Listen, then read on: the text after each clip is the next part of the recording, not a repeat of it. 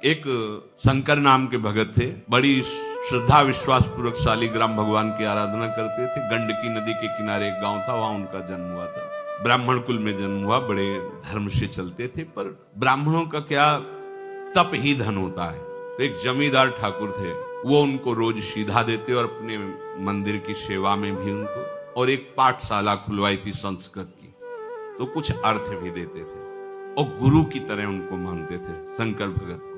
वो बड़े धनी थे। उनको एक दिन मकान बनवाने के लिए जमीन खोद रहे थे, तो सोने का कलश मिला। जमींदार जो धर्मात्मा पुरुष धर्म करते रहते हैं, तो ये सब ऐश्वर्य धन उनके पास जाने लगता है, क्योंकि उससे जगत मंगल होता है।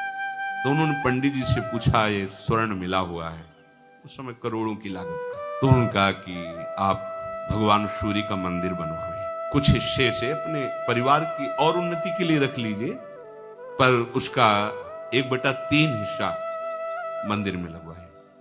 बात कुछ दिनों बाद जो जमींदार थे वो पधार गए, तो उनका जो बड़ा लड़का था वो बहुत ही दुष्ट स्वभाव का था। केवल उनके भय से वो चुपचाप रहता था, वो दुष्टता उस समय भी करता था। अब तो पिता गए, तो उसे पता था स्वर्ण राशि का भी कि मंदिर बनाने के लिए ऐसा ऐसा। तो उसने पूरी नकली दस्तावेज तैयार किए, उसमें अपने पिता के दस्तखत कर दिए और उसमें लिख दिया कि मैं अपने बड़े बेटे को पूरे स्वर्ण का अधिकार देता हूं, वो जो चाहे सो कर सकता है, और दस्तखत अपने पिता के। जब बंटवारे का समय आया तो भाइयों ने बात रखी कि पिता ने कहा था उस स्वर्ण राशि को सूर्य मंदिर बनवाना है, और इसके साक्षी हैं शंकर भगत। नहीं, अंतिम समय एकांत में पिता ने केवल मेरा ही अधिकार रखा, आप कागज देख लीजिए। और ऐसे दस्तखत संभाल के किए थे कि बिल्कुल वैसे ही पिता के जैसे। गांव के लोगों के सामने पंडित जी को बुलाया। पंडित जी ने कहा, नहीं, हमसे तो उन्होंने यही कहा था कि सूर्य मंदिर बनेगा, ऐसा ऐसा। दिखाओ कागज। कागज देखा, वो कहा, ये दस्तखत भगत के नहीं, सेठ के नहीं, क्योंकि हम बहुत नजदीक रहे, उनको देखा है, उनके दस्तखत ऐसे नहीं। तो बड़े लड़के ने कहा कि हाँ, तुम ही तो एक ज्ञानी हो, ये कैसे तुम झूठ कह सकते हो। उठ कर चले। लड़के ने बड़े विचार किया कि अच्छे अच्छे घूस में फिसल जाते हैं, इसको कुछ घूस देंगे और अपने अनुकूल करें। उसके घर गए, प्रणाम किया। पंडित जी ने सोचा, इस दुष्ट का स्वभाव कैसे बदल रहा है। और बहुत मीठी मीठी, अगर दुष्ट मीठी मीठी बातें भी करे और झुके, तो ऐसे समझो जैसे सांप झुक रहा है। अगर सांप हटकर पीछे झुक रहा है तो वो वार करेगा, सिंह झुक रहा है तो छलांग लगाएगा, ऐसे ही दुष्ट झुक रहा है तो तुम्हारे नाश के लिए झुक रहा है, वो प्रणाम नमस्कार में हुआ। पंडित जी, इतने दिन हो गए हमारे पिता की भी पंडिताई करते हुए, पूजा करते हुए, मिला क्या? एक सीधा जो हमारे घर से जाता है उसी से भोजन तुम्हारा होता है, माला माल हो जाओगे। आधा आधा, आधा सोना आपका, आधा हमारा। असलियत यही कि हमने जालसाजी की है, दस्तखत हमने किए, अब मान जाओ। उनका धूर्त कहेगा, तू हमारे को धन से लुभाए मान? हमारे तो ठाकुर जी परम धन है, जीवन उनके लिए है। भले तेरे घर से सीधा ना आवे तो मांग के खा लेंगे, लेकिन धर्म विरुद्ध आचरण थोड़ी करेंगे। तो आश्रय नहीं बदलना चाहिए, धर्म विरुद्ध आचरण नहीं होते भक्त के। प्रभु के सन्मुख होकर शरीर का सहारा, भोगों का सहारा, व्यक्ति का सहारा, धन का सहारा, शरीर के संबंधियों का सहारा, ये सब मिट जाता है। असली शरणागति जब उदय होगी, तुम्हें मिटाने के लिए प्रयास नहीं करना, स्वयं अरुचि हो जाएगी। अब आप में शरणागति का प्रभाव जागृत हो रहा है। क्या? निश्चिंतता। जब भक्त अपनी मान्यताओं को, अपनी मानी हुई समस्त संपत्ति को, वृत्तियों को प्रभु के हवाले कर दिया, समर्पित कर दिया, लोक परलोक की कोई चिंता उसके हृदय में नहीं रह जाती। मेरा जीवन निर्वाह कैसे होगा, मैं कहाँ रहूंगा, बीमार होऊंगा तो मेरी सेवा कौन करेगा, मेरी दशा क्या होगी, मेरी गति क्या होगी, ये चिंता शरणागत में बिल्कुल नहीं रहती। प्रभु के शरण होने पर शरणागत भक्त में ये एक बात आ जाती है कि अगर प्रभु के पसंद में मैं ना आता तो प्रभु ये मुझे मार्ग ही नहीं देते। जब मार्ग दे दिया शरणागति का, मतलब वो मुझे अपनाना चाहते हैं। अब अपनाना चाहते हैं तो पहले तो हम बहुत गंदे थे, अब तो उसके दाग रह गए हैं। तो गंदगी में स्वीकार किया है मुझे। उस समय कोई महात्मा थोड़ी था जिस समय शरणागत उन्होंने लिया है। ध्यान देने की बात है, उस समय तो बहुत ही गंदा विचार संसार ही था। जब उस जगह से मुझे चयन किया है तो अब तो उनके मार्ग में चलने से काफी धुलाई सफाई हो ही गई, थोड़े थोड़े दाग रह गए। ये भी वो उनके पास ऐसे है, कपड़े में दाग लग जाए ना तो साबुन से नहीं छूटता, वो कुछ एक और आता है आला निराला कर देता है। भगवान कृपा का आला डाल करके उसको ऐसे चमका देते हैं कि कोई दाग नहीं रह जाता। फिर जगत बंदनी सतरति सस्तरति सा लोकाम तारयति, ये उनके पास है, ये और किसी के पास नहीं। ऊपर का तो मिट जाएगा लेकिन दाग जो नहीं मिट, उस दाग को वही हैं सबके कृपा सिंधु दाग मिटाने वाले, वही मिटा दे।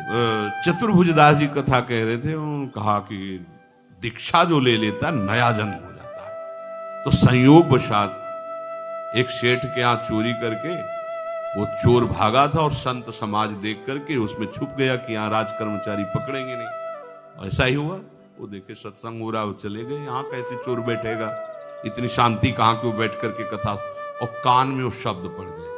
कथा संपन्न हुई, चतुर्भुजदास जी के पास गए और कहा महाराज भी आपने कहा कि दीक्षा लेने से नया जन्म हो जाता है, पक्की बात है? सारे पाप नष्ट हो जाते हैं? हाँ, अगर आगे पाप ना करे तो हमें दीक्षा दोगे? हम चोर हैं, बहुत पाप किया, हिंसा किया, व्यभिचार किया, चोरी की है। हाँ दे। तो कल के लिए नहीं, ऐसे लोगों को टाला जाता है। ये लोग विशेष कृपा पात्र होते हैं। अभी बुद्धि बदली, कौ सुबह बदल जाए। तुरंत उन्होंने अपनी तरफ से कंठी लेकर उनके गले, जग मंगल के लिए संत का स्वरूप होता है।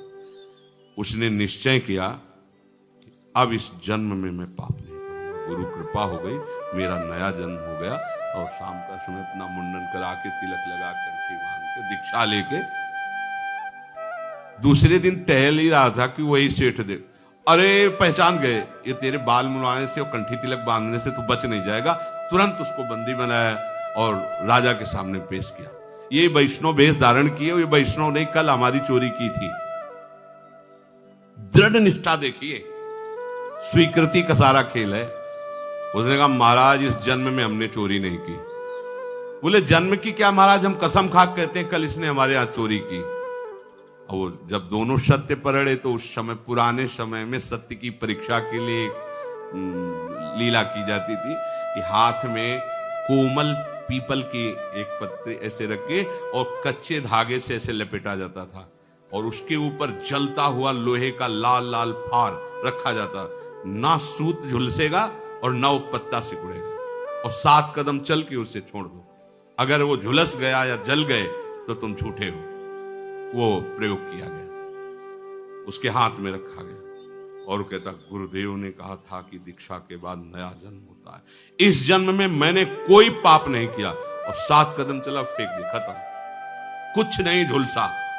राजा ने कहा फांसी दे दो इसको, ऐसे वैष्णव पर झूठा आरोप करता है। अब तो कोई, तो उन्होंने राजा से कहा फांसी न दो, ये भी ठीक कह रहा है। बोले अब कैसे ठीक मान सकते हैं, आपने अभी तो प्रमाण दिया। बोले नहीं, वो इस जन्म की बात है ना, कल तक हमारा दूसरा जन्म होता, हम कल तक चोर ही थे। हाँ, आज हम गुरुजी से दीक्षा ली तो अब हमारा नया जन्म। मिलाओ अपने वो चतुर्भुजदास जी का फिर शिष्य। आप देखो स्वीकृति, अभी तक हम पापी नीच अधम सब थे, पर आज से हम भगवान के शरणागत हैं। अब हमारी जिम्मेवारी प्रभु के ऊपर है, हमारी जिम्मेवारी अब हमारे ऊपर नहीं है। हमारे कल्याण की, हमारी पवित्रता की, हमारी साधुता की, हमारे जीवन सारी जिम्मेवारी मेरे प्रियालाल के ऊपर। बड़ निश्चिंत हो जाओ, हरि गुरु आश्रय ले। पर ये तभी होगे जब ऐसी स्वीकृति होगी कि नहीं, गुरु ने कहा है कि नया जन्म होता है, तो इस जन्म में हमने वो डर जाता अगर निष्ठा ना बनाया था कि मतलब कल तो चोरी की थी, पता नहीं गुरु जी के वाक्यों में दम है कि नहीं, जल जाता, पक्का जल। उसे पक्का विश्वास था कि नहीं, ये परमार्थ विश्वास है। महादेव जी से उमा जी ने कहा अब गंगा स्नान गए, कितने पावन लोग, हजारों लोग गंगा, बोले पानी में नहा रहे हैं, गंगा तो कोई एक आध नहा रहा है। आपकी बात तो हमारी समझ में नहीं आती है, हजारों डुबकी मारे जय गंगा जय गंगा, आप कह रहे हो कि पानी में नहा रहे। आपको बताते हैं गंगा स्नान।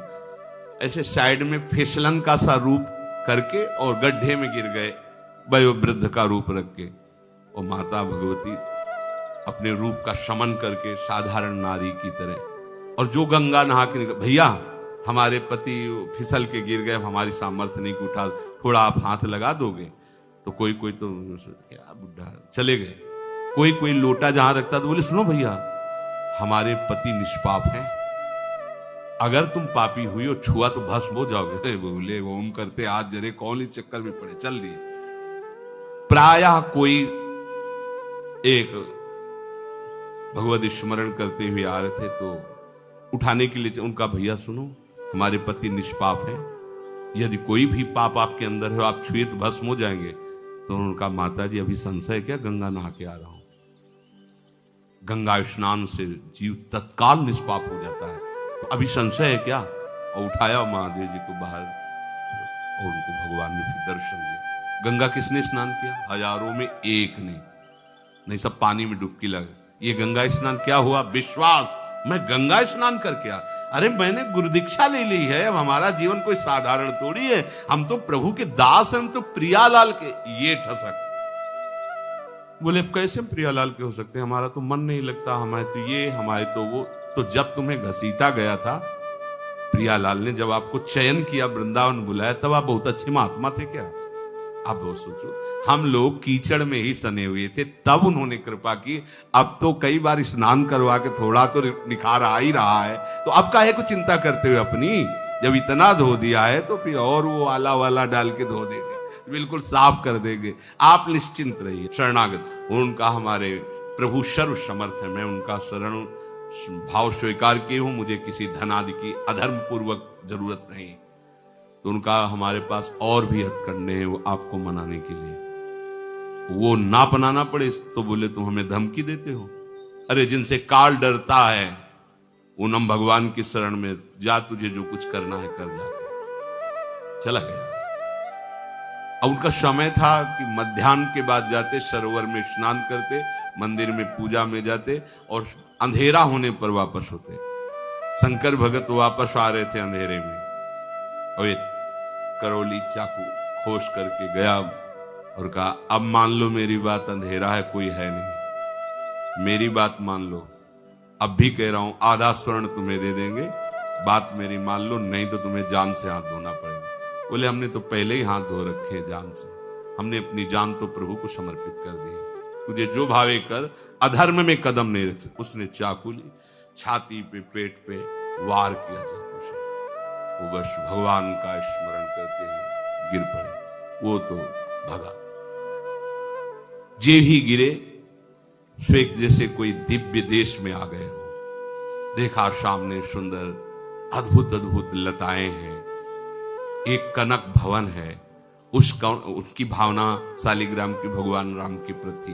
देखा कि सिया जो विराजमान है, राम जो विराजमान, हनुमान जी महाराज उनके चरण पकड़े हैं, लक्ष्मण भरत शत्रुघ्न ये सब आसपास, राज दरबार लगा हुआ है। भगवान ने कहा आओ आओ, हनुमान जी ने गले लगाकर उनको परमानंद की अनुभूति हो रही, भगवान दुलार कर रहे हैं। अच्छा तुम्हारे लग गया, और ऐसे भगवान जीवी किए, वो सब घाव खत्म हुआ, एकदम आनंद।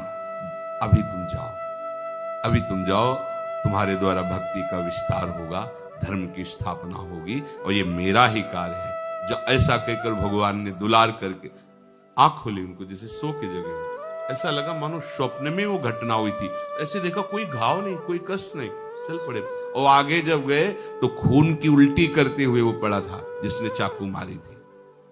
आगे गए, कहा भैया तुम्हें कैसे कष्ट हो? तुरंत गोद में उठाया और भगवान से कहा प्रभु यदि थोड़ी भी भक्ति हमारे हृदय में, इसको पीड़ा नहीं होनी चाहिए। फिर उसको चेतना आई, उसका खून उगलना बंद। वो भैया क्या हो गया? तो बोले क्षमा करो। जे ही आपको मार के हटा तो पता नहीं कौन था, हमें परिचय नहीं, पर वो इतना बलवान था कि उसके एक थप्पड़ पर हम उस समय से खून ही डाल रहे हैं और हमें होश ही नहीं। अगर आप हमें गोद में न बैठालते, दुलार न करते तो मुझे होश ही नहीं होता। कभी गलती नहीं करेंगे, कभी बेईमानी नहीं करेंगे, हम सब सभा के बीच में कह देते ऐसा ऐसा। और आज से जीवन भर आपकी हम सेविका है। हम जान गए कि भगवान की भक्ति में कितनी कर तुम अकर तुम अन्यथा कर तुम, तेरे भाव ठीक नहीं है, तेरी वृत्तियां ठीक नहीं है। अरे जो स्वीकार करे वो कह रहे भैया तुम्हें दुनिया से क्या मतलब है। समझो, हमें इनकी शरण में होना है ना, हमें दुनिया से मतलब नहीं। दुनिया हमको काना कहे, कुरूप कहे, लेकिन मालिक मुझे पसंद करते तो दुनिया से हमें क्या मतलब है। मैं किसी योग्य नहीं हूं, लेकिन मेरे मालिक मुझे पसंद करते हैं, तो हमें दूसरों को पसंद करवाना है क्या। इसी को दंभ कहते हैं। मालिक की पसंदीदा बात पर तुम्हारे को ध्यान नहीं है, दूसरों को प्रसन्न करना चाहते हो, तो ये सब नगर नारी के स्वांग है। स्वांग सब नगर नारी के, विषयीन हाथ बिकाए ने रिझवन बतार के। अपने प्रीतम को प्रसन्न करना है क्या। तू मेरा शरणागत है, तेरा भाव ठीक नहीं, तेरी वृत्ति ठीक नहीं, तेरे आचरण शुद्ध नहीं, तो भी तुझे चिंता नहीं करनी, क्योंकि तू मेरा है, मैं चिंता करूंगा। बोलो क्या परेशान। योगक्षेमम वहां में हम, तू मेरा चिंतन करना। इतनी खुली बात, ये मतलब केवल भगवदाश्रित होने की बात है, केवल